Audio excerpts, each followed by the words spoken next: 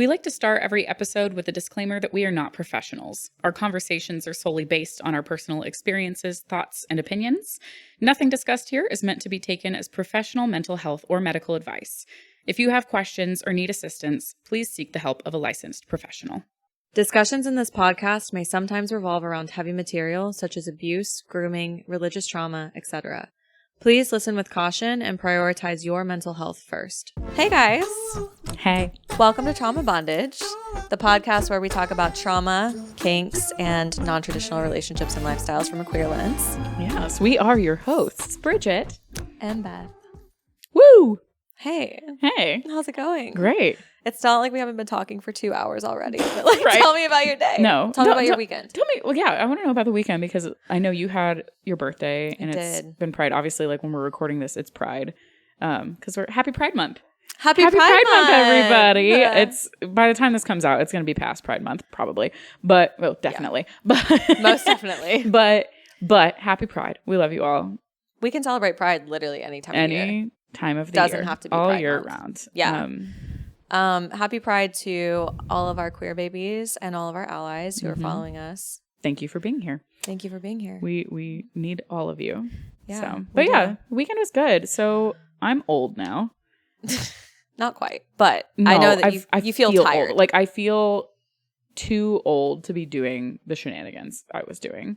And it wasn't even like partying, right? It was like Jen and I went to Tulsa. So we drove up. So we like finished work on Friday. We got everything packed up, dropped our dog off, and then on Saturday morning drove all the way up to Tulsa, Oklahoma, hung out with friends that afternoon from like 2 on, and then we got ready for the concert and we went to Shania Twain, which Crazy. was super fun. And like it was the weirdest combo of people, especially in like Tulsa, Oklahoma, because you have like all of the hetero like bachelorette parties, like girls in like pink and fringe and glitter, and then you've got like all the dudes with their girlfriends that like grew up on country music and like she's an icon in that world, and then you have like all the gays. Shania Twain is really bringing people together is what I'm hearing. Yeah, so it was like a really interesting because like you could kind of feel uncomfortability from like both sides, but everybody was like, we don't give a fuck because we're here for Shania, not for each other.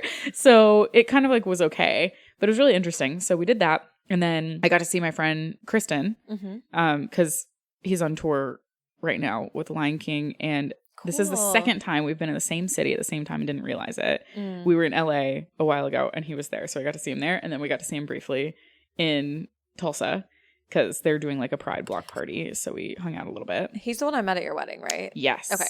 He's beautiful. Fabulous, beautiful, wonderful human. But we did that, and then of course on Sunday I helped organize like we marched in the Pride parade with my company, and I helped organize that because I'm part of like our Pride employee resource group.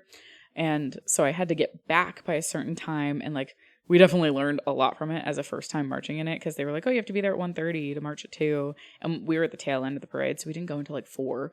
So we were standing in the heat for hours, and they didn't tell us we could bring in like our own drinks or anything like that. So it was kind of a shit show. Yeah, it was a shit show. We had to wait in line for like an hour and a half just to get water for everybody. Like there were people with their kids and like dogs that were supposed to come and walk in it. Yeah. And they were like, we have to go home because like it's too hot. Like the dog's paws were burning. Like it was so sad because it was supposed to be overcast and rainy, which I would have much rather had. It was hot as Hades. It was awful. No, I know. I was there for a little bit. Yeah, for a and little I bit. only lasted like an hour because I was like, fuck no, this is too hot. So yeah, like it was super fun, and it's funny though because I was like, that's why I say I'm too old for this. Like I'm too old to be like running around that much because like we went out, right? You and I went out afterwards and like we had a little drinks, but like I was in a home and showered and in bed by 9. Like my favorite moment of that day was when we looked at each other at like, what was it, like 8 p.m. Yeah. And like I looked at you and I was like, I think we're gonna go home. It is and you were time. like, we're going to. Yes, we're leaving. Goodbye. So it's just one of those things where 3 years ago I would have been out all weekend. Yeah. And like going.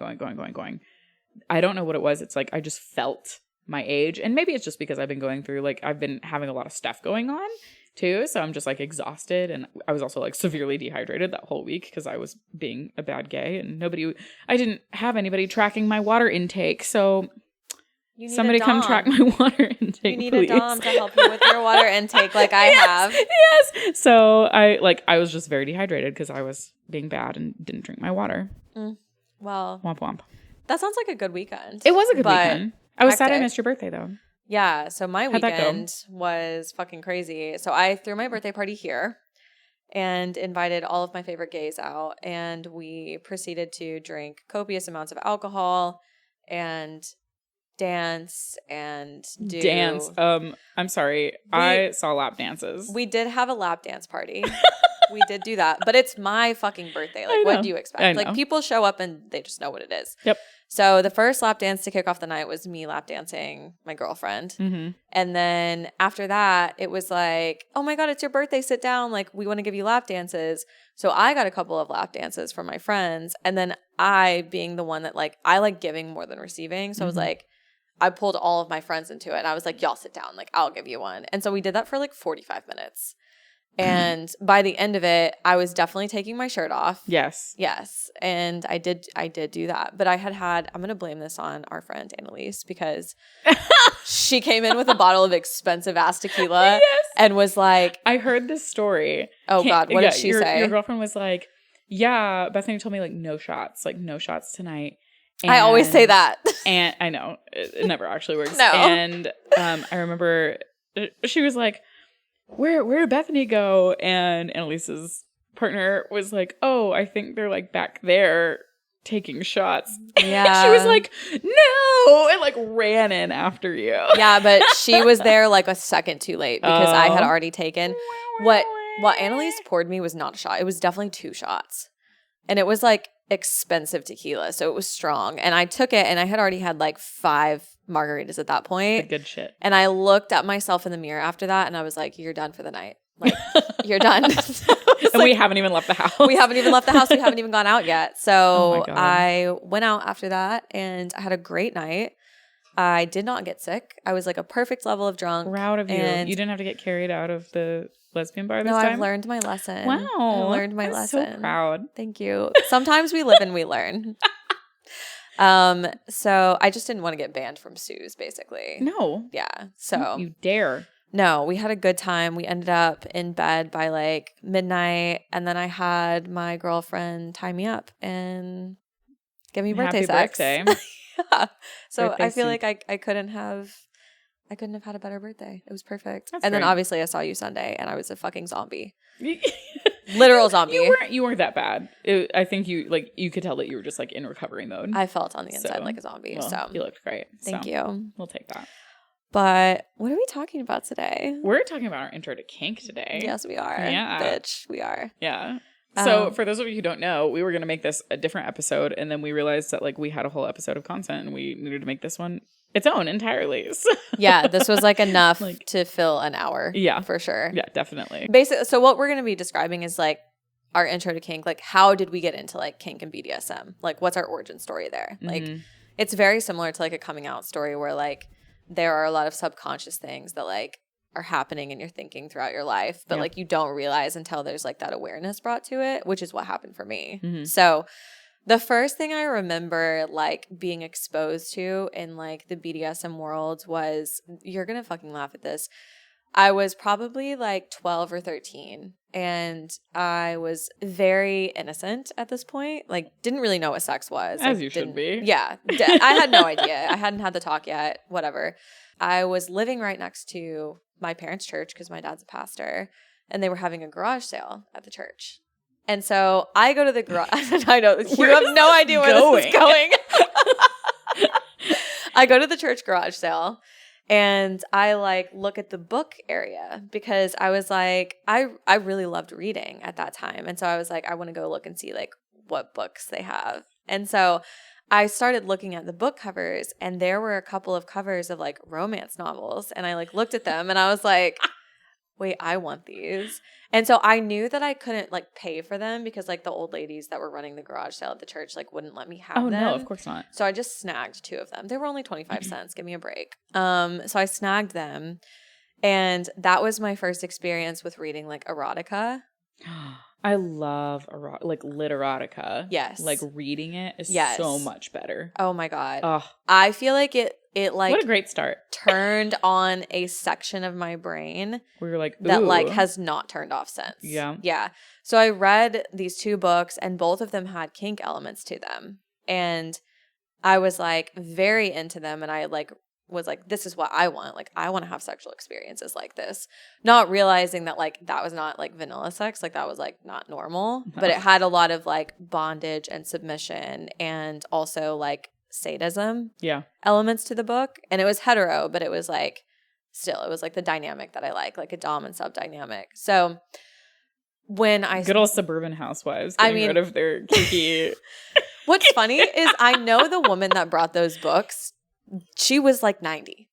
Good for her. I know. I was like, I love that. She's fucking getting it. Yeah. In her old age. I love it. Okay. I will say my mother-in-law, like that's all she reads. I know she's more a freaky lady. You. Good for her. Yeah. Sorry, Jen. So I started going to the library after that and checking out books there that were just like that and reading them. So I started reading like BDSM and kink books when I was like 12 when I first discovered that through when I was probably like 20. Like I read a ton of books. Were you like hiding these books from your Yes. parents? Because like based on what I've heard, like you weren't allowed to like read certain things, like hear like audio, like Christian audiobooks with the word lesbian in it. We've talked about that. You weren't allowed to watch the Powerpuff Girls, but you like were like stealth moding. Oh yeah. Do you want to know how I hid them?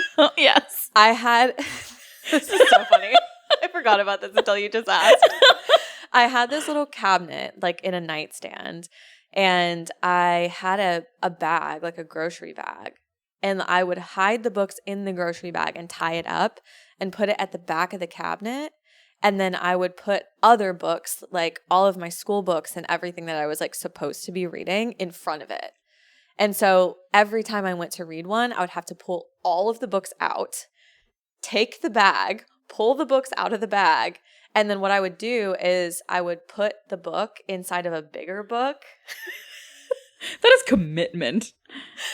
I was literally I've been committed to kink since I was a fucking teenager. Okay, so you're saying that you had like kinky, sexy contraband in a bag and have since graduated to kinky, sexy contraband in a bag? That's accurate. Yes, that is accurate. If you don't know what Bridget's talking about, I carry all of my sex toys in a portable bag because me and my partner don't know where we're going to be. Lesbian stereotype is always the lesbian with the backpack, right? And coming all over the world with... You know what? I started at a young age. I'm never going to stop. Yeah. It's fine. I love that. I love that. That's great. Okay, so that was like that was my intro. Yeah. So I never really got into porn. I never watched porn, but I was really into erotica. And my first like sexual experience that I actually had that was like bordering on like a sub-dom dynamic, which I didn't even know those really terms at the time and like what they meant. I just knew that like I wanted that dynamic with somebody. And so there was a guy that I talked to when I was like 18, and he was into like rough stuff, like really into it. And so I started exploring that with him when we would have sexual experiences, like slapping, choking, like all of that kind of like lighter sadistic stuff. And again, I didn't really know what I was exploring. I just knew that I liked it. Yeah. And I like always was like, oh, I really like a masculine energy that can dominate me. Like that's kind of the thought that I had in my head. And at this point, I still thought that I was into men. I didn't realize I could get that from women. Right. So I explored that, and then once that relationship was over, I didn't really do anything else in that realm until I met my most recent ex. And so that person was very vanilla for the most part, but open to exploring things with me. Okay, that's great. So like if I would bring things up and be like, hey, I want to try this. Yeah. That's a good partner. So like we used bed restraints, we used like nipple clamps, we did slapping a little bit, we did some asphyxiation. The slapping wasn't like, it happened maybe like twice and they weren't super comfortable with it. Yeah. They were not comfortable in like a dom role, but they were like okay with trying like different things. That's kind of how my wife is. So yeah, very similar. Like true top, but like not on the dom. Exactly. So that was like a relationship where I explored some, but towards the end of that relationship, I actually expressed an interest in like being a dom. like in that way. Oh, okay. And so they actually let me like try some things out on them because I'm a switch. So I wanted to like try both and I really liked it. So like I tried. That's kind of nice. You got to like explore your sexuality a little bit more deeply. And like, of course, you came out during that relationship. So like it only makes sense that you were like really getting to start to explore during that time frame. Exactly. That person I had been with for like 5 years. So I felt like a lot of my like things that I learned sexually, like likes and dislikes, I like learned with that person. Yeah. Because it was also my first relationship with a woman. So like I kind of discovered a lot of things there. And then, but because they were very vanilla, I don't think that my mind was as open as it is now because I didn't think that there were things that they would be into. Yeah. Sex clubs, for example, or like bringing in a third or like things like that. They were just things that I was like, that's off the table. So I explored a bit in that relationship. That relationship ended. And then I started doing a lot of my own research because like in that relationship, I had started to become like interested in like dom sub dynamics and like other aspects of kink.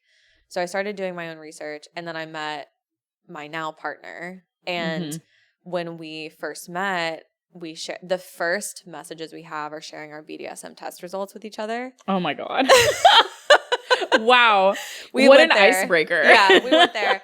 I knew that they were my person when they like immediately were like, are you into this stuff? And I was like, yes, I finally found somebody that like I feel like will explore this with me. I get that. I've had those kind of connections with people where it's like you almost don't go into like the deep stuff. Like you kind of suss it out and then you get there and you're like, yes, oh yeah, me too, you okay, yes, like okay, this is gonna vibe, like this is great. That's cool. That's exactly what it was. So then we like the first night that we fucked, it was like not vanilla. It was because we had discussed like the things that we liked and didn't like before. It like wasn't supposed to. super it wasn't super kinky, but like it was very like rough and like things that we had discussed that we liked. And then I talked to them about like what I wanted to explore as far as like dom sub dynamics and like other kinks. Like they shared with me what their kinks are and like we started just exploring everything together. Like I feel like there's like, I'm not going to say there's nothing we haven't done, but I will say like we have tried like almost everything because there's like a level of comfortability and like being on the same page about like what we like. And so most of my like actual experience with BDSM and kink is with this person that I'm with now. So you've had like a very healthy upbringing in the kink world, if you will. Like totally. Polar opposite. That's why we save more time for your story because I'm like, I've had like my coming out story, fucking traumatic. My story around like being introduced to BDSM and kink was like very healthy. I have not had any dynamics that were like abusive or like boundary crossing or where consent wasn't involved. Like I've only ever explored in like a pretty safe space. Yeah. And so I don't know what it's like to walk into this world and like have bad experiences with people. Which I'm sure you'll tell me what it's like. My whole childhood. Yeah. So interesting. So that's like, and now I feel like I finally have realized like how non-vanilla I am and always have been. But I have words to use now to put to like all the things that I've felt. Kind of coming into your own. Yes. I like that. Exactly. Yeah. So that's and I can see that. I can see that like for you, especially the last couple of years, like really grasping like you as a whole. Yeah. That's so cool. I feel like I'm so happy for you. That's great. What about you? Cool. Oh my God. Absolutely unhinged, just chaotic. And it took me years to like come to terms with like a lot of what I experienced and like how I experienced it. And the thing is like some people attribute BDSM and kink world to like people who are abused and have like trauma and that's why they go into it. It's not always the case. That is not always the case. It is a lot of the time it's just your proclivities. It's what you like. Yep. It's not for some people, for a portion of us, it's a control like how do I regain the power out of things? I don't know. I think I'm still trying to figure that out with me based on my experience. So I guess I'll start with the fact that like I really do think that I was like over sexualized at like a very young age. And I think that was a combination of like not being able to do anything with like my own age group. Like I was watching a lot of Disney Channel, but like on the offside, my mom was always watching soap operas. So like at a very, very young age, when I was like 3 or 4, like one of my sisters was like, oh, come here, like give me a kiss. And I like tried to make out with her, like literally tried to give her a French kiss because that's what I was seeing on the TV. Like that was normal, right? Yikes. That was love. So yikes. And I will tell everybody on this, like there's a lot of shit, like be forewarned, like if you need to step away, that's okay. Like that's fine. But I hypersexualized there. I started watching like porn at a very early age because I was trying to understand like the way I felt about certain things and like physically, because I think I've always been like a hypersexual, sex positive individual. Like even at a very young age, like I was very interested in like self-gratification and trying to understand pleasure and stuff like that. So like I was watching porn at a very young age, which I do not recommend that for anyone, just because I think the porn industry, while I'm all about sex workers, it gives girls, specifically young women, the wrong idea of what it's supposed to be and like what it looks like and what is accurate, especially when you're in the queer community. So I had this like idea in my head of like what I had to do to be desirable, like in a lot of ways, like things that maybe weren't going to make me comfortable, but like, but like they would like it and that will make them love me more. And a lot of that comes down to the self-esteem and like the abuse that I endured at the hands of my mom, right? Of like, this is what I'm supposed to do. This is what's right. I think that I already had a warped sense of sex, like early. And that is before I got to like high school, when like I was really figuring out my sexuality, struggling with that, which we've talked about before of like, am I bi? I guess starting out there, the first couple of things, like I had a boyfriend who absolutely psychotic. Now that I think about it, like was in ROTC, like, how do I explain ROTC? It's like the people who like flip the guns and like wear uniforms to school, and it's like pre-military prep kind of. Yeah. So he was in ROTC. Those kids at my school were like all a little weird, and they were all like fucking like rabbits. It was insane. As you do. And he was a ginger, of course, because I love a ginger. And he, at least during that time frame, was convinced that he was a fallen angel. Convinced. Right? That is the last thing I expected you to say. I know. He was convinced that he was a fallen angel. What did he do to get kicked out of heaven? I don't fucking know. He never actually explained that part. He was just like, I'm a fallen angel. Like, it was just weird. It was just weird shit. But like, of course, I was like, cool, okay, whatever. Like, so we would like make out on campus and like fuck around on campus and stuff like that in high school. And he was really into like swords and knives in the bedroom. So that was my first introduction to like any kind of kinky thing, was knife play. But it was done in a really inappropriate way because there was like no safety measures. There were no like I was so young, like I didn't know anything about it. Right. And he just like liked to do that. So like there were circumstances where like I like had scars on my body for a while because he would actually like cut me in bed and like all kinds of stuff. So really I feel like it was like a dangerous position to be put in. Yeah. And he was a little bit older, but like he was young enough to also probably not know. Like there were no resources and we were just a couple of delinquent kids doing drugs and fucking around. Disclaimer, do not try knife play unless you educate yourself first. Not at all. It is very dangerous and it can be extremely pleasurable if both parties know what's going to happen. Yes. But it is, again, very dangerous. Yes. So. And what was tough with that is, one, like I already had a little bit of trauma with knives just based on like my mom, because she used to like chase us around or chase my dad around with knives in the house. God. So it's triggering for you probably. Yeah. So I was actually like in fear mode during those times anyways, which like part of me liked. Like, so it was a very confusing time to go through that. But I think the main thing for me when it came to kink, like that was just like a first little like dose of it. And it like wasn't true, like safe BDSM to me. What is really difficult, and I told my sister she's going to hate this episode because she's going to be pissed off at people, is there was a rumor that went around school that I was bisexual. That was spread by somebody who was supposed to be a friend. Like a good friend that I had kind of told, like, oh, I don't know, like I kind of have this crush on this girl. Something happened. I don't know what happened to make her flip a switch. Flip a switch.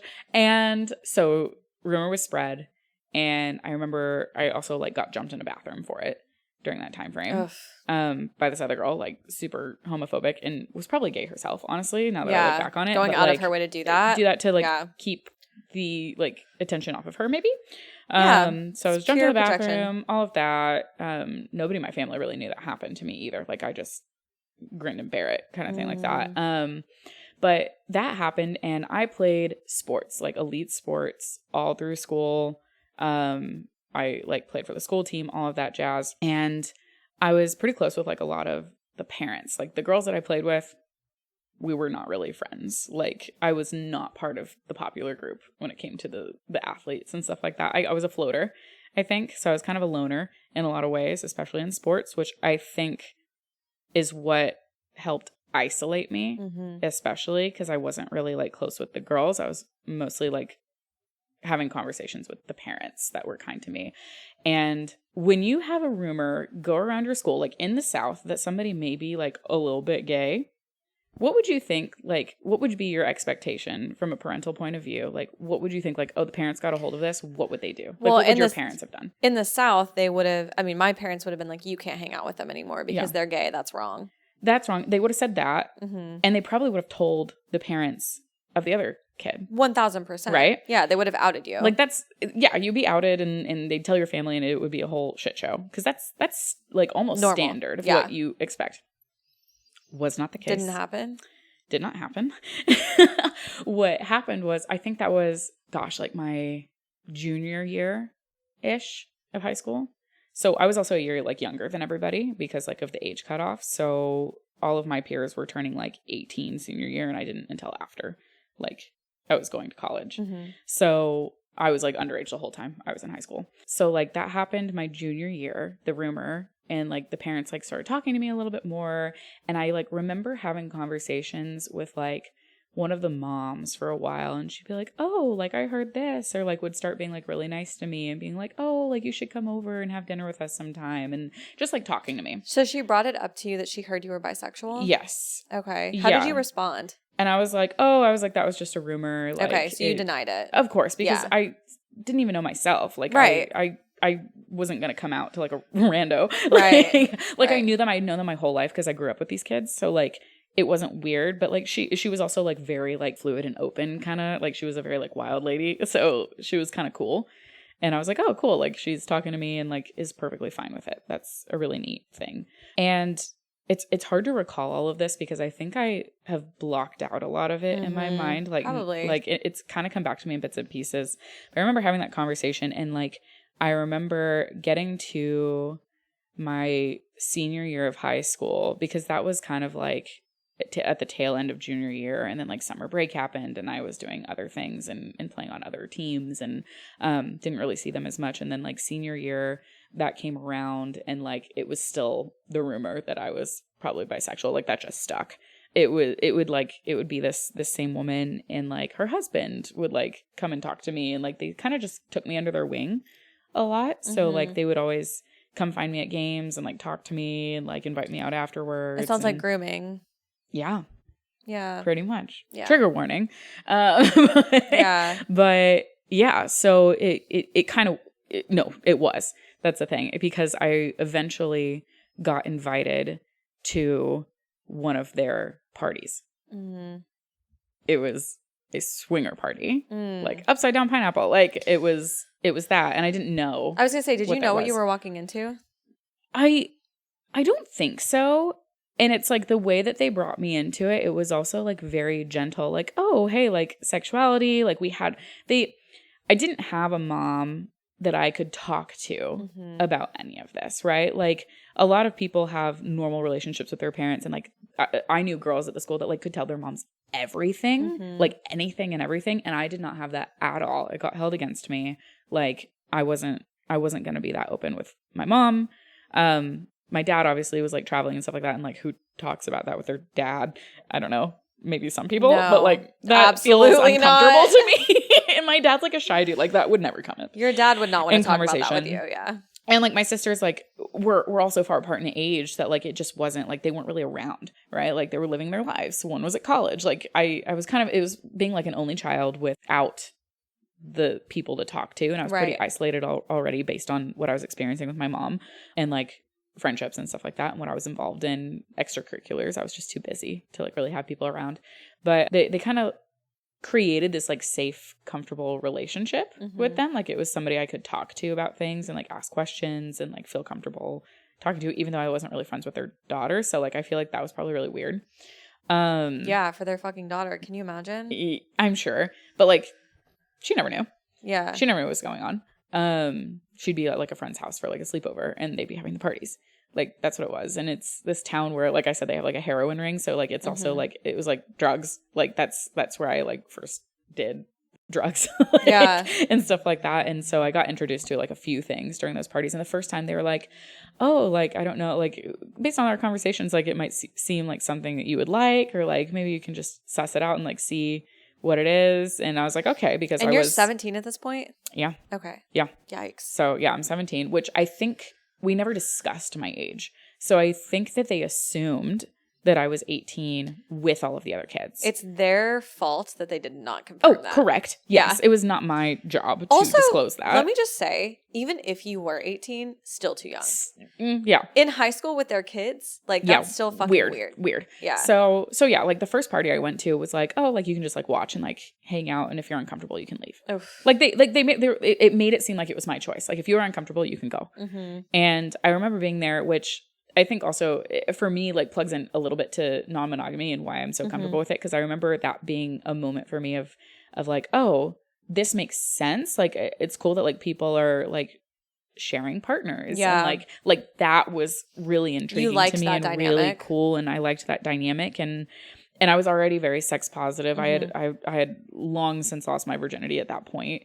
Because I was an idiot in school. I was that kid that like was online and meeting people online that like I didn't know and be like, oh yeah, this is where I go to school. And like, yeah, I know. Idiot. Don't do that. Bridget. Don't do it. How are you still alive? That's what I would like to know. By the grace of Lilith. Like okay. By the grace of Lilith, by the you grace have of survived. Lilith, I am alive, and I like came out relatively unscathed. Yeah. In my opinion, despite like grooming and going through all of that.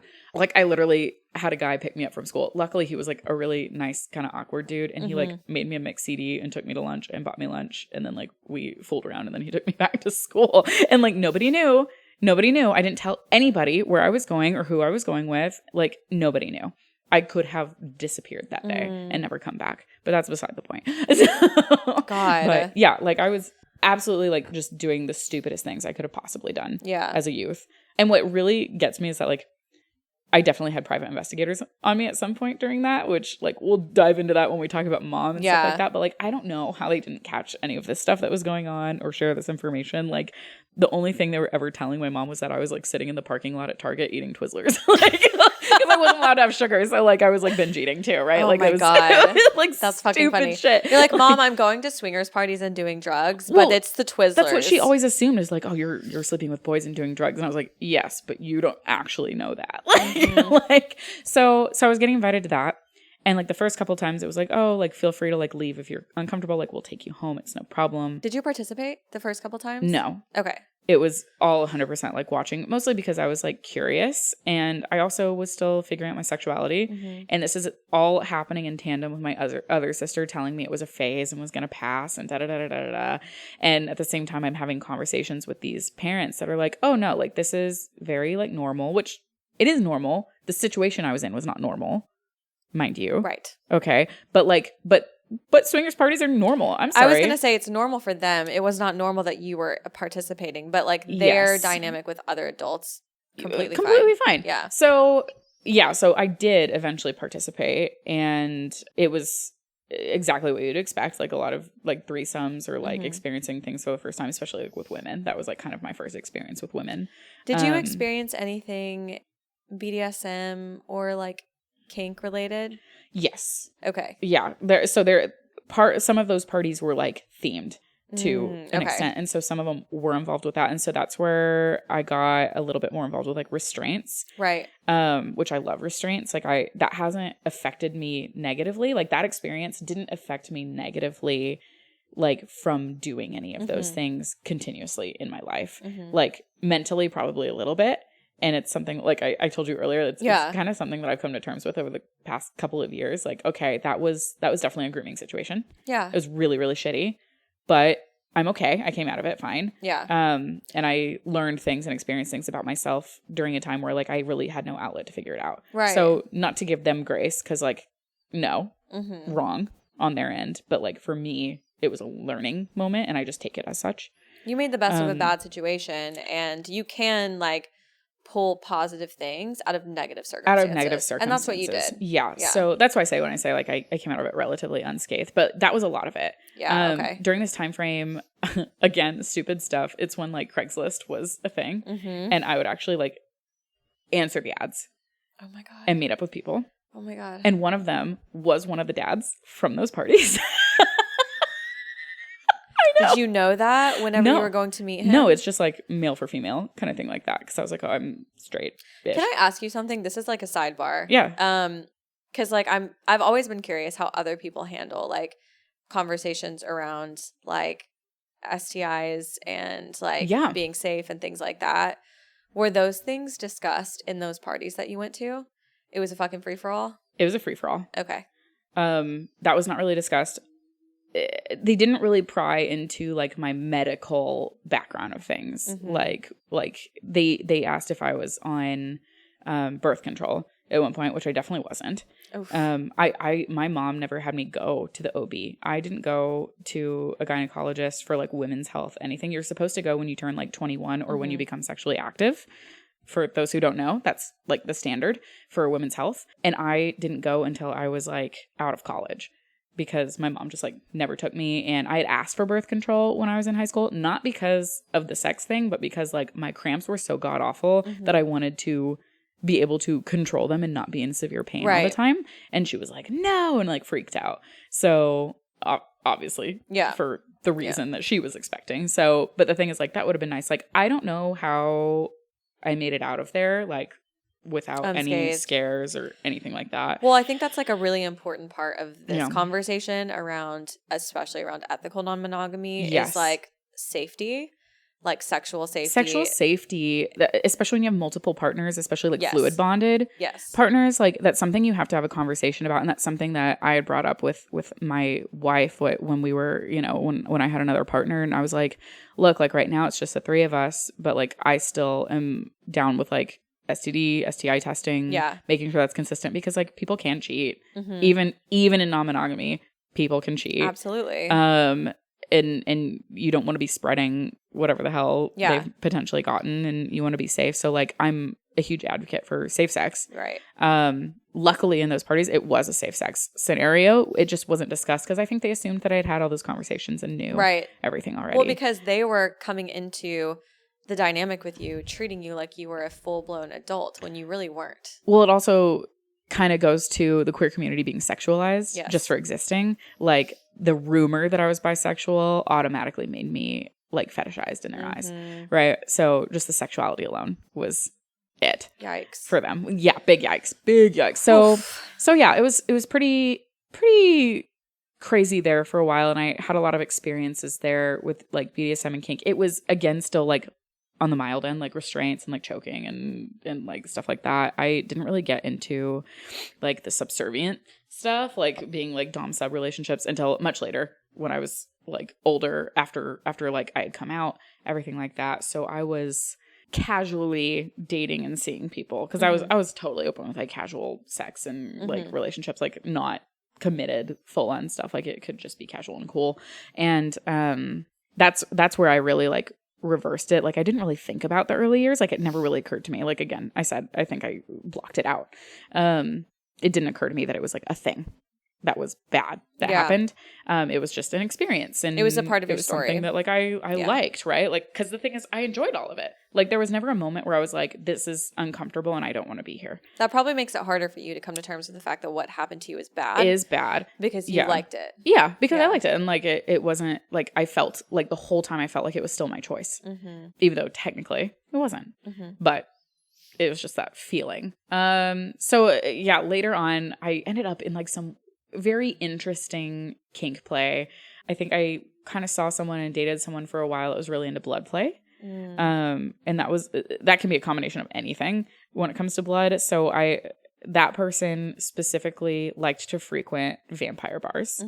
I've heard about these vampire bars. Yeah. I'm just waiting for you to find out if they're still around. I know. I need to do the research on it because I haven't been since then. It's been years. So I don't know if they're still around. I really do need to find out. But like vampire bars, so it's blood play bars. There are people who like will have a vial of their partner's blood around their neck and like they'll like cut them, like drink their blood throughout the night. Some people actually shave their fucking teeth down into fangs to puncture you and drink your blood out of your neck or your arm or like wherever the fuck. Is there testing done before going to these type of bars? Because that is extremely hazardous. I know. They're kind of like Colette and like other sex bars. Like there's like an invitation only and like you have to sign contracts and you have to provide like testing like done and stuff like that. If you are somebody who is like having your blood actually drunk. Right. So that was one.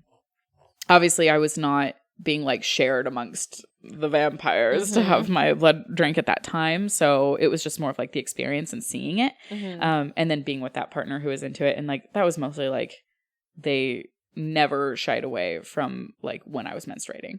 Like, which to me, like getting their red wings, like cool, not really like that's not really my thing, but like you can do it. That's fine. Like whatever. So that was a big thing for a really long time. And then I just had various dalliances across the board that would like have a little bit of kink here and I have a little bit of BDSM here. And then I was frequenting the sex clubs and threesomes and like the voyeurism and exhibitionism became a thing that I was like, oh, I really like this. And that's kind of how my sexuality shifted into lesbianism fully because I was like, I don't really like doing this with men. Like I specifically am interested in like women and like non-binary individuals. That's what really gets me. And it's so crazy too because I'm no longer open to mediocre sex. You don't have to be. This is the thing. You don't have to be. I don't want to be. I don't want to do that. Like no more mediocre sex. I am tired of over exaggerators. Yeah. Okay.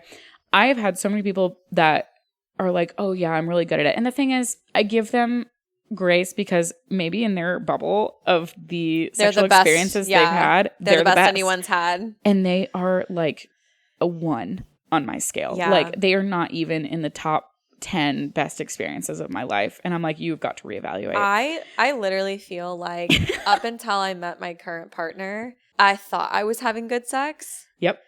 And then I met my current partner and I was like, oh, fuck. Yeah. Like, this is what good sex is like. I'll never go back from that. Do you have like something that you identify with people who are good in bed?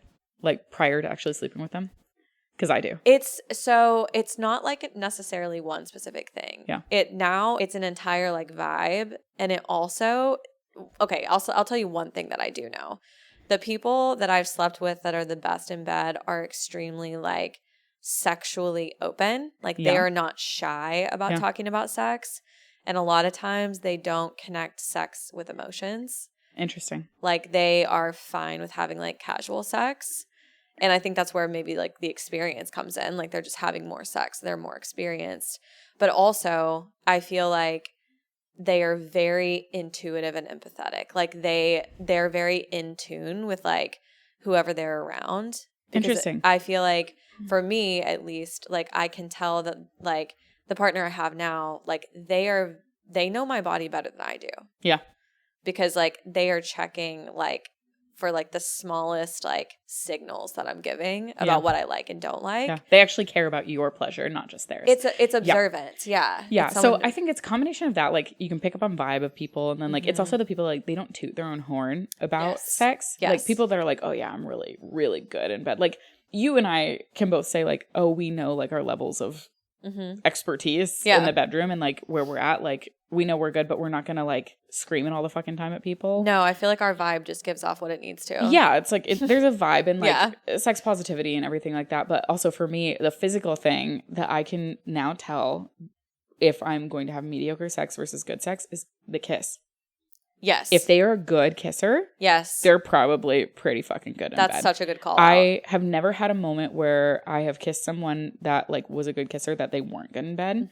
And every single person that I have kissed that like ate my fucking face or like put their whole mouth over my mouth and I was like, what the fuck is going on? Yeah. Terrible. Bad in bed. Absolutely terrible. Yeah. Yeah. That's actually a really good point because I remember my first kiss with my current partner. Yeah. Being like, this is the best kiss I've ever had. Yeah. And like, it was like it was like neither of us were trying. I could tell it was just like natural. Yeah. And I was like, this person's just a really good kisser. And you can tell like if they're going with it, like there are people that just like Yes. go at their own fucking pace and you're like, what the fuck is happening? They're not reading I know you. that they do not care. Yeah. Like maybe they do care about pleasure, but they're not good at it. Yeah. Like they're not good at picking up on the signals. And like I'm not doing that anymore. I refuse. Yeah, like, you shouldn't. If I will end it. Like I will. That's why like I've always been sex positive. Like there are some people that don't want to do sex until marriage. That's fine. Yeah. I'm a firm like advocate for sleeping with people Whoever you long want. before, because the thing is, Yeah. if it sucks, it's gonna suck forever. like, Oh yeah, I actually will go a step further and say I do not advocate for waiting for marriage for sex. Yeah. Because I think that is the stupidest thing you could possibly do. I'm like, I won't like, if that's your thing, like that's fine. But I'm just like, I cannot personally imagine doing that because like you have no idea compatibility until you try. Yeah, and it's important. At least And you to can't me. Like, force that's it. so important. So yeah, that's my thing. Is like I just will not do mediocre sex anymore. So like I usually know on the kiss, but the thing is, it also like it makes me stop being attracted to someone. Yes. Like if they're bad, like I'm good.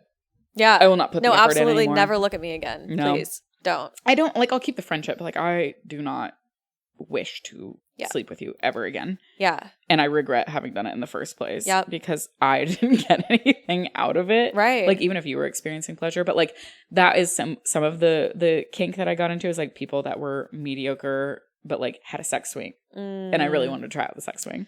You were right? using them for your kinks. Yeah, for my kinks to yeah. kind of get some things and stuff like that. But now I'm like, okay, I want to experience that with like somebody who knows what the fuck they're doing.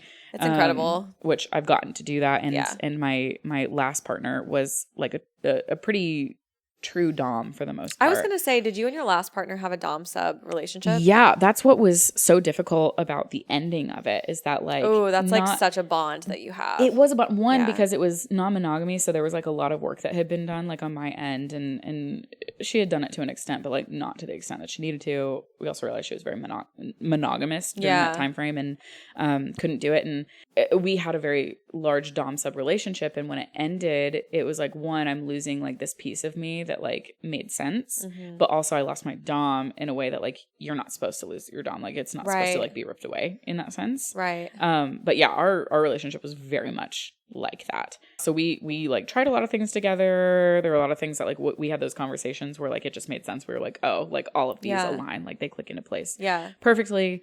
And it was great. Like, was that your first dom sub relationship to like that extent where it was like in a committed relationship sense? Yes. Got it. I have also had like doms in the past where like it was also like people who like tracked my water intake and stuff like that, which I love that. Like, please do that and reward me for it. Like I am that girl that like praise kink and the dom sub thing. Like bring the stickers, the gold star stickers, and like the little ones that you get in elementary school for like doing good things. Like just slap them on me when I do something great. I love that. I love like, that. I love that shit. Yeah. So I did have them like throughout it with different people, but yeah, that was kind of it. I have my first like actual true like dom sub relationship now, and like I actually like approached my partner like last week and was like, hey, I know that we're doing this like pretty much like frequently whenever we have sex, but I want to like actually like do it. Yeah. Like I want to actually like be in that dynamic fully, like permanently. Like full dynamic of it. Yeah. I don't know how much I want to carry it into like everyday life, but there are things like, it's funny that you bring up the drinking water example, because I told them like 2 weeks ago, I was like, I don't drink enough water, blah, blah, blah. And like the other day I was at a coffee shop and I hear an alarm go off on my phone and I look down and it's like a drink water alarm that they put on my phone. Oh my God, I love that. And I texted them and they were like, did you do it? And I was like, yes. And they were like, send me a picture now that you got your water. And then they were like, send me a picture when the bottle of water is empty. We love that. And so that like piqued my interest. I was like, maybe I do want this. I think you do. Like, that's an everyday life, because that's mild. Like that's like the mild stuff is like tracking is very mild, and I like that. And we're kind of people that were like, we don't like being told what to do in real life, but actually we do. We absolutely do.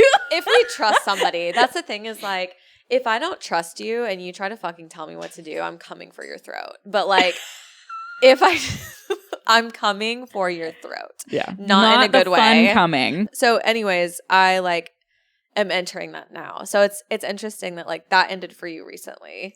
I don't know if you're open to like starting that up with somebody else again. Oh, absolutely. You That's the want thing. that. Like recently in the sense of like it's been like a year and a half since that ended. And I had to do a lot of healing and figure out like what I want. Like I learned a lot what I don't want out of that relationship. And I think I've said that before. But like I want some form of Dom sub relationship. Not like relationship. Like it can be like a casual thing where like there's no commitment aspect outside of that dynamic. Got it. Like my wife is a true top and she's open, like you said, like to trying things and stuff like that. But like she's not really super into all of that. She also doesn't know what she's super into because she hasn't tried some of it. And like we'll get there. But I also like I don't want her to be that person for me because she's a very safe space for me. Yep. And to turn her into the person who also like beats the hell out of me doesn't really interest me when it comes to her. Like it doesn't make sense for her to slap me in the face because she would never do that. You don't like, feel like it would be her being true to who she is and what she wants? Yeah. And also just like who we are as a couple. Right. And like the safety and like the love behind it in that sense. So that's why I didn't explore it fully with my last long-term partner either, is because like they were very similar to your wife where it's like we had a different dynamic. Like it was not like that. Yeah. And it's something we've kind of talked about too because she has a hard time with it where she's like, is that like, am I not enough? Right. Is the question of like, that's not it. It's like you can't be everybody's perfect. Right. You get various things that you need from other people. And I'm like, I don't need that from you. Right. Like what you give me is perfect for us. Like you are perfect for me in every way. I just also like these things, but I want to be able to have that with someone else. Which is really, it's a hard concept to get across to people who grew up in a very monogamous culture. Yeah. Like monogamy teaches that you find your person, that person has to be everything for you. They have to meet all of your needs in every single way. And that the rest of your life, that has to be enough. Yeah. And like you and I are sitting here and saying, and like the rest of our community are saying, like, that's not correct. That's not correct. That's not correct. It also depends on how you like view sex too. That like that's a big thing that we talk about because for her it's like sex is this very sacred, intimate thing, right? And like I do understand that, and I absolutely respect that. But at the same time, like I am somebody who can separate sex from like the emotion if I need to. Like I enjoy the pleasure, but like if I sleep with somebody, that doesn't necessarily mean I'm in love with them. No, I'm the same way. Yeah. I'm like I will literally forget about you the next day. Yeah, like it just depends. And like there are some people who really like I'd be happy to have like any kind of like relationship. Like it can be romantic. Yeah. I don't want it to be like committed like exclusive. Like I want it to be fluid. Like I want to enjoy people's time and energy and stuff. And like we can have moments where like we're just gonna go out on a date and have a good chat. Right. And then there are other times where like it's just please rail me in a sundress. Like that's fine. So in a sundress. Like it's the season. I would like it is rail me in a sundress season with rail me in a sundress. Getting a thumbs up from Wolf. I love that. It is sundress season. It is. I mean, I guess. But yeah. Well, good. Yeah. So like that's what I want in like. We're in therapy and I'm an advocate for couples therapy. We've talked about this. Like even when things are going great, check-ins 1000%. are great. But like we're finally getting to that point where we're like laying the groundwork of like what works for us. So I'm really excited about our next session because that's what we're starting with finally. Okay. I love that. And like we've had our conversations. Like we communicate about it a lot and talk about it. And she's starting to like get a better understanding of like my mindset. But it's hard to put yourself in somebody else's shoes and mindset when you have very, very like deep opinions on things. Right. Exactly. But I appreciate her because that's how I know like how much she loves me too. Because like I've always said that like people open up their relationships with like when somebody opens up their relationship to try and make it like more exciting or more spicy or something like that. Usually that's when the relationship is already failing. Yep.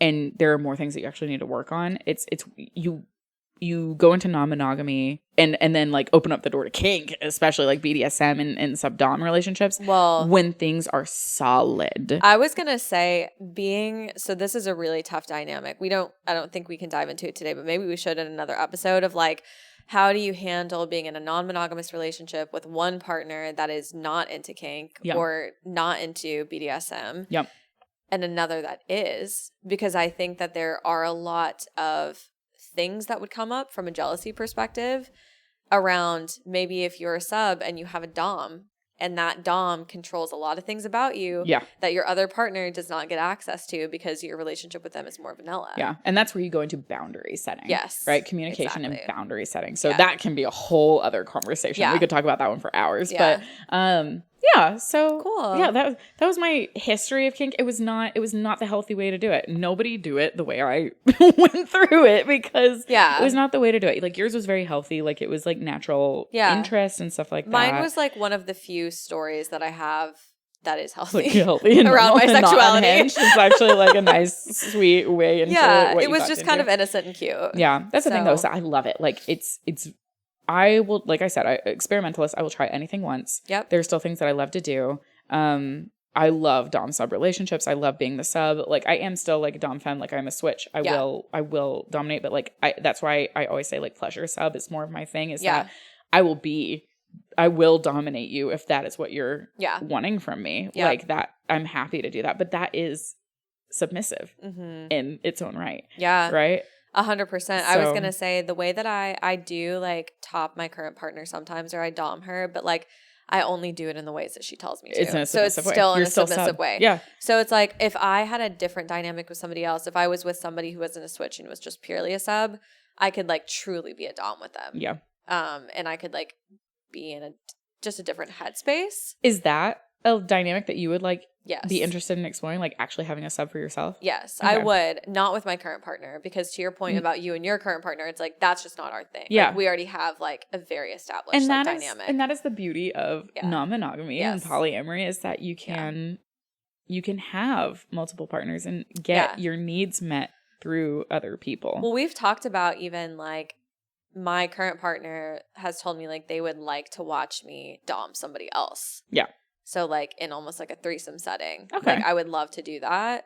We haven't done that yet because like there's a lot of like things that would need to be discussed with like a third party before absolutely that were to happen. And you're exploring your own stuff of like setting like boundaries and guidelines and everything like that. Exactly. Like the groundwork for what you want your relationship to look like in general, and making sure it's still healthy and comfortable. Yeah. So we're going to get there. But like, yes, that's absolutely something I want. I told you I need both. I'm a Gemini. I can't have just one thing.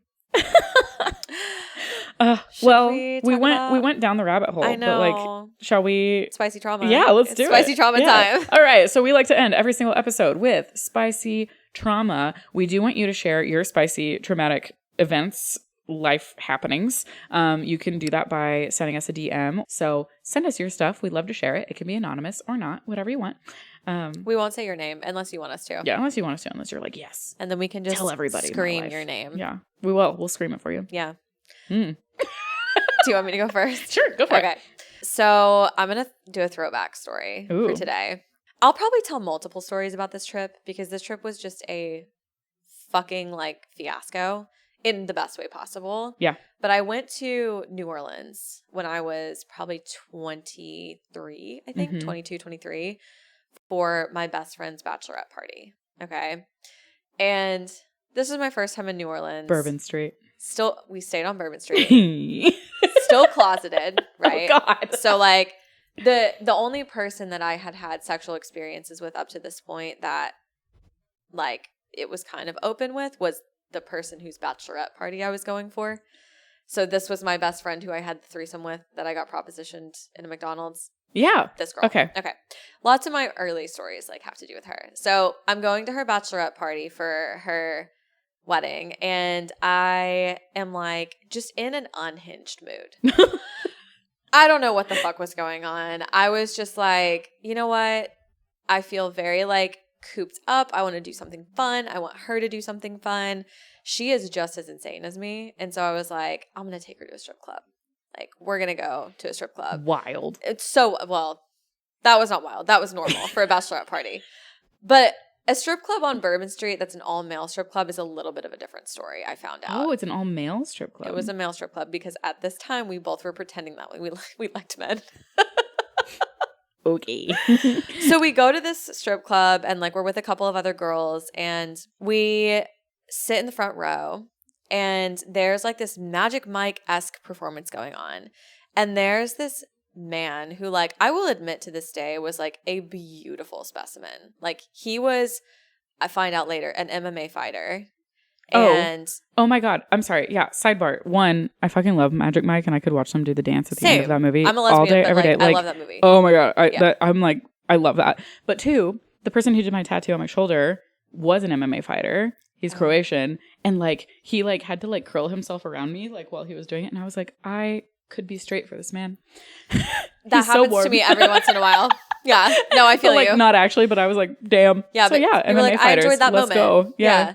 So he was doing this crazy shit on the pole where he was literally holding onto the pole, twerking on the wall sideways. Like he was standing on the wall while holding on. He was doing some crazy shit. I still have videos of it. I'll show you sometime. But I was like, he is so fucking hot. His body was like, I always make a joke that I only like men from the neck down and the waist up. So like just the arms and torso. Just the washboard. That's literally please. it. And the chest and the arms. Like that's it. Wow. So he had all that. Check. Check. So my friend was like really into him and she was like drooling over him the entire time. So he finishes his dance. I walk up to him and I'm like, hey, can we get like a private dance in like the back room for my friend? I am very innocent, believe it or not, at this point, and I don't really know what that means. I just think he's gonna like lap dance on us. Oh no. Oh you know no. where this is going. Oh no. So he's like, yeah, that's $40. So I pay him $40. This is a cheap back room. Cheap. That's why I thought, I'm like, surely I'm just getting a lap dance.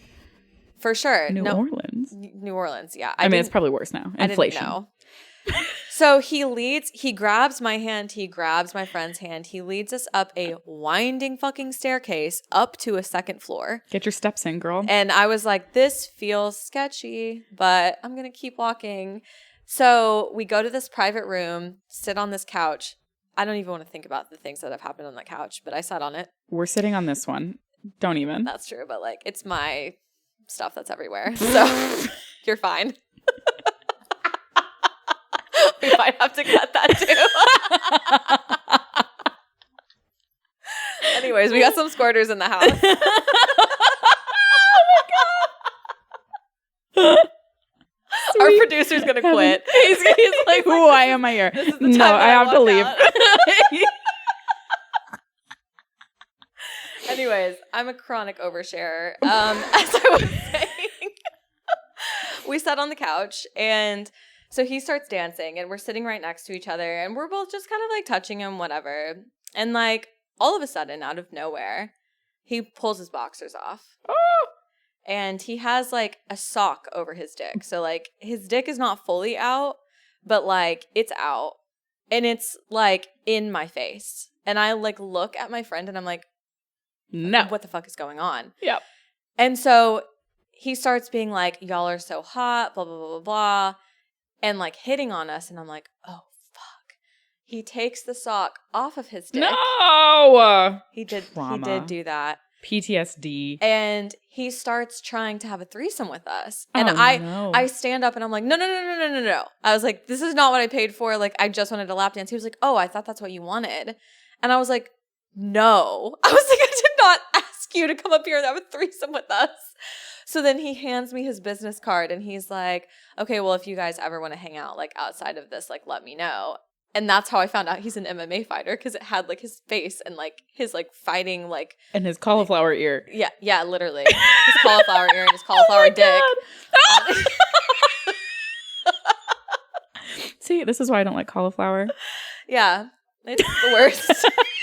Unless it's fried and covered in buffalo sauce. Fucking vegan. Get out of here. Anyway, so it started out really spicy, ended very traumatically. I grabbed my friend's hand and we ran down the stairs and ran out of the strip club and looked at each other and we were like, what the fuck just happened? And we ended up telling some of our friends when we went back and they were like, it's New Orleans. Like, what did you think was going to happen? See, people have like sexy experiences in New Orleans. The sexiest thing that could ever possibly happen to me in New Orleans is that I roll myself out of Cafe Du Monde covered in powdered sugar. That's pretty sexy. Fucking love the beignets, man. Plug Cafe Du Monde. I bet there's somebody with a kink out there that likes to lick powdered sugar off of other humans. Certain of it. But like that. I need to go back to New Orleans and re-experience it because, well, the time I went was with an ex who was like literally brought their PlayStation and like we stayed in the room and watched movies and they played PlayStation in the hotel and then we went out like twice and got food. It was stupid. My worst nightmare. It was awful. Yeah. But yeah, no, that's wild. I love that. Mine's a little bit of a throwback too. Okay. Like I think it was like maybe a couple years ago. It was it was kind of like post-pandemic because we were having like outdoor parking lot parties. Yeah. As adults. Driveway drinks. Yeah. Yeah. Driveway drinks. Well, it was literally in a parking lot, like outside of a business. Like Yeah. we would have these parking lot parties and we'd all go hang out and stuff like that. And I have this really wonderful friend who's just so fucking funny. We've talked about her before. You've met her. She gets absolutely shit-faced hammered at one of these parking lot parties. And her ex rolls up as well, Oof. who also gets shit-faced hammered. And Oof. we like, Lesbians? I'm inside. Yes, Oh. absolutely. Most of us were gay at that fucking party. So I'm inside with her because she's like, oh, I got to the bathroom. There's a back door out there. And they're like, we're going to go have a conversation outside. Conversation Not going to end well. is them like fucking outside the door after having like yelled I was for going a to say, while. lesbians are either going to fight or fuck. You can be It sure. was both. It Yeah. was a fight then fuck. Yeah. Like there's no fight or flight. It's fight and fuck. And not necessarily in that order. No, maybe sometimes a couple of rounds, but MMA, ding, ding, ding. So that's happening, and like it's happening for a while, and we're like, okay, party's winding down, we gotta leave. They're both shit-faced hammered. Nobody's letting them drive home. Mm-hmm. It doesn't matter how close they live. Nobody's letting them drive home. So I have to traipse my ass around the building because they've locked up the inside. And I like walk myself all the way around and I'm like peeking around the corner to make sure like I'm not witnessing anything like crazy, which like not that I'd mind, but they might. I was going to say voyeur. Well, this is also somebody who was like a baby gay and that was like her first experience with a woman and like first girlfriend and stuff like that. So like it's an interesting dynamic going on there.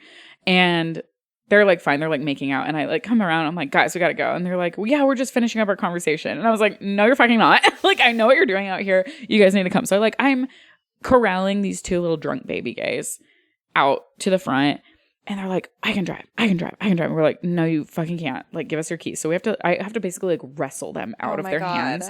And I take one of them in their car and drive them to our apartment. So we're like, you're not going home. Like we're taking you to our apartment. We're going to feed you food. We're going to get some water in you. You can stay the night. Cause like they have had so much to drink. We're like, they may have alcohol poisoning for all we know. Like we're the parental figures of everyone. Like you and your girlfriend call us like your moms. Like they are like moms. We're mommy. Yeah. Like I'm a caretaker. Like that's the cancer in me. I'm going to do that. So we get them back to the house.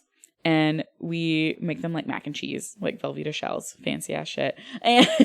And one of them is like on top of the other, force feeding her Velveeta shells. Okay. And we're all just like sitting there like sober as shit, just like watching this happen on the floor of our apartment. And we're just like, okay, cool. And we all decide that like they're going to stay. Like they're gonna go sleep out on the couch. The couch is massive, so like they have plenty of room to like do whatever. Didn't really occur to me that like what was going on outside of like the back door would like probably continue on at our place. It didn't occur to you? Well, like it did, but like I don't really care. Like yeah. It's whatever. More people have had sex on my couch at my house than like I can count, so I really don't care. What I forget is that we actually have a camera in our living room. Oh no. I mean, but also, yes. Completely forget that we have a camera. Luckily, it is like relatively blocked by the couch, so like couldn't see anything. Okay. So we had it because like at that time the people had been like coming into our from management like coming into our apartment and like not leaving notice and like moving things around and like taking stuff. Like it was a whole shit show. So that's why we got the camera in the first place. Completely forgot it was out there because we're busy dealing with all these drunkies. So we all go to bed. It's like a few friends in another room. They're in the living room. My wife and I are in the bedroom, and like we hear it. Yeah, all as you do as it starts, like all of it. And this all happens, and they were so drunk that like they don't realize that all of us heard it. They knew nothing. So, So flash forward to like recently, last couple of weeks, have a pool party, like a pool night with like some friends. And one of them is the friend of mine that was in that. And I said, hey, like, it's been a couple years, and I feel like this is like a funny thing and probably won't traumatize you as much anymore. But like, there was a camera in the room when that happened, and she was like, "Oh my God!" And I was like, "Don't worry, like it's gone. I'm responsible. Like I erased the footage. Like we did not keep anything. We didn't watch it. Yeah. Like we basically just had to like listen for the noises to know what to cut. Yeah. Like, Yeah. Exactly." And she was like, "Oh my God." So she was so freaked out about it. And then she was like, "Wait, can you tell me who started it?" And I was like, "Bitch, no, I wasn't like paying attention to like who was like, hey." Like I'm You're pretty like, sure it was a mutual fucking decision. Wow. That is a saga. Yeah, so that was my spicy trauma. Okay. Yeah. That's more spicy than traumatic, I would say. I mean, still trauma because I had to listen to these people like fuck in my living room. Yeah. And had to like delete the footage and then tell them that I had footage of my that's camera true. that I You're had like, to delete. I have to feel awkward because of the situation you put yourself and me and everyone else It was also in, just amusing for me. It was yeah. more fun to like watch her panic because like I love reactions. My reaction, if you had told me that, would have been, I would have been upset you deleted it and didn't send it to me immediately. You're different though. Yeah, You're you a different known breed. to keep it. Yeah. Wow. So that's it. Yeah. Well, We love throwback spicy. I was going to trauma. say a lot of these are going to have to be throwbacks because I feel like we both have, well, not that we don't have spicy traumatic shit happening right now because we absolutely do. Plenty. So, but yeah, I have plenty of stories. It's just I can't share them all in one episode. We gotta make people wait for it. I have at least 2 more stories from that same New Orleans trip that I will share. Oh my God. Stay tuned. The NOLA saga. The NOLA saga. The next one involves, I'll give you a hint. It involves a threesome. Oh. Yeah. Hot tubs. Is that what you were saying? We'll get there. Okay. Anyways, thank you guys for joining us today. Thank you. On next week's episode, we are kind of explaining why our faces are the way they are. Our faces are the way they are? Yeah. Well, yeah, I guess. I mean, yeah. Yeah, that makes sense the way you just described it. So we're going to be talking about how and what it's been like navigating the world as like a very femme presenting lesbian, also a dom lesbian. Yeah. And like we're going to talk about the difference in how we are treated in both queer and straight spaces. Yes. Because they are both interesting. Yeah. I would say. Yeah. So, yeah, we'll bring some unique perspective to that. Yeah. So, stay tuned. More fun things coming. But thank you for joining us for another episode of Trauma Bondage. Trauma Bondage, y'all like our new sign? But yeah. We're obsessed with it. I love you. I love you too. Go forth. We love the fuck out of you guys. Have a spicy, trauma-filled day. Yeah. Be good. Or don't. Or don't. She won't. I won't. Let's go. We won't. Go team. We're so silly. If you liked today's episode, follow us on social media at Trauma Bondage Pod. Follow Beth at Dancing Gemini and at Bethany Nicole, and Brigitte at Your Fave Femme.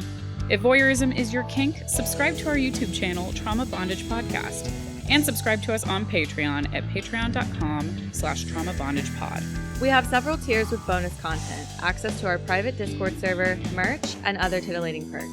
If you know, you know. Production by Wolfstar. Special thanks to Details by Annalise for set design, D. Dumpy for music, and Noelle's art for artwork.